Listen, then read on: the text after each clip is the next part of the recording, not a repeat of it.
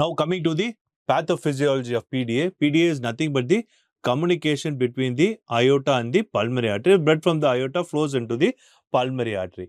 But usually the upper part of the circulation is maintained because the PDA is distal to the cerebral circulation. So there can be increased flow into the brain which can cause intraventricular hemorrhage, and fluctuation in cerebral blood flow can happen. Sometimes there can be a ductal steal which steals the blood from the cerebral circulation, leading to cerebral ischemia, and the blood flows into the LA increases and there is enlarged LA. So there is going to be LA aortic ratio and it flows into the pulmonary circulation which can cause pulmonary overcirculation leading to pulmonary edema. There is going to be increased capillary hydrostatic pressure which leads to pulmonary edema, and there can be pulmonary hemorrhage. All this can happen with pulmonary overcirculation.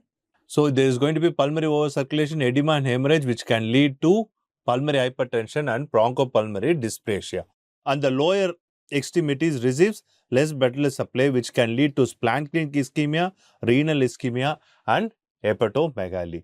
So it is going to be pulmonary overcirculation, cerebral circulation might vary, and the lower part it is going to be less circulation leading to splanchnic ischemia, renal ischemia and hepatomegaly. Now coming to the complication of PDA ligation. You can accidentally ligate the left pulmonary artery instead of patent ductus arteriosus.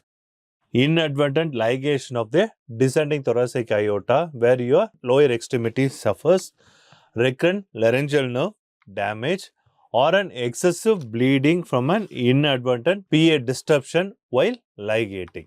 Accidental aortic ligation. Here if you have a pulse oximeter or a femoral artery in the lower limb, you can easily diagnose it. Worsening pulmonary complaints can happen in the post-operative period because it is going to be a thoracotomy and your pulmonary vasculature will be remodeled and the lung will be on only, it has to be done on a thoracotomy position. So lung can undergo some compression. So in those cases, when the pulmonary compliance is poor, you have to increase your ventilatory support. And by doing a PDA ligation, your left ventricular afterload is going to increase, and in case of preoperative left ventricular dysfunction, this increase in afterload can lead to congestive heart failure. So here you can see the PDA, you do a thoracotomy and access the patent ductus arteriosus. This is the patent ductus arteriosus between the pulmonary artery and the aorta. Now you are placing a clip across the artery. You can damage a recurrent laryngeal nerve leading to vocal cord palsy, or you can accidentally ligate the pulmonary artery. Usually you ligate the left pulmonary artery or injure the pulmonary artery which can lead to bleeding. Similarly, there can be an injury to the bronchus because bronchus is just behind the PDA, and coming to the lung component, there can be lung injury due to compression, or overflow can already lead to pulmonary edema. These are all the various complications you can face while doing PDA ligation. Now coming to a post-ligation cardiac syndrome which leads to compromised cardiac output. Your cardiac output is going to drastically fall after you ligate the patent ductus arteriosus. Why this is happening? By ligating the PDA, you reduce your preload. Your pulmonary venous return is reduced to LA, so the blood coming to the left ventricle is reduced. Your LV preload, your volume which comes to the left ventricle is compromised, so there is going to be reduced preload. But the preterm myocardium is stiff and poorly compliant, which can lead to diastolic dysfunction. By ligating the PDA, you are increasing your afterload. The LV is exposed to suddenly high systemic vascular resistance. So there is reduced preload, increased afterload and diastolic dysfunction, and this increased afterload can lead to systolic dysfunction. So increased afterload, decreased preload, systolic dysfunction, diastolic dysfunction all lead to your cardiac output being compromised.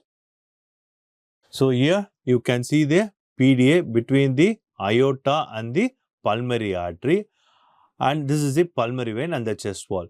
Now the blood from the aorta goes into the pulmonary artery and there is going to be pulmonary over circulation. The pulmonary blood flow is increased and the pulmonary vasculature is remodeled and the blood goes into LA, increasing your LA size, and the LV preload is increased, and diastolic runoff is going to reduce your coronary blood flow, and as the PDA is there, there is decrease afterload. This is because of diastolic runoff. Now you cut off this PDA. The circulation through the PDA is stopped. Your pulmonary blood flow is drastically reduced. There is a abrupt decrease in pulmonary blood flow. Your preload is reduced drastically. LV preload comes down, LA flow comes down, and there is going to be low ejection fraction due to the clip. The LV is exposed to high afterload. And coming to the chest part, there is going to be a surgical wound and pulmonary injury from compression and remodeled pulmonary vasculature, and all this lead to respiratory compromise. Already there is a cardiac compromise and now a respiratory compromise also happens. So both way, post ligation, your respiratory as well as cardiac compromise can happen in case of a large PDA.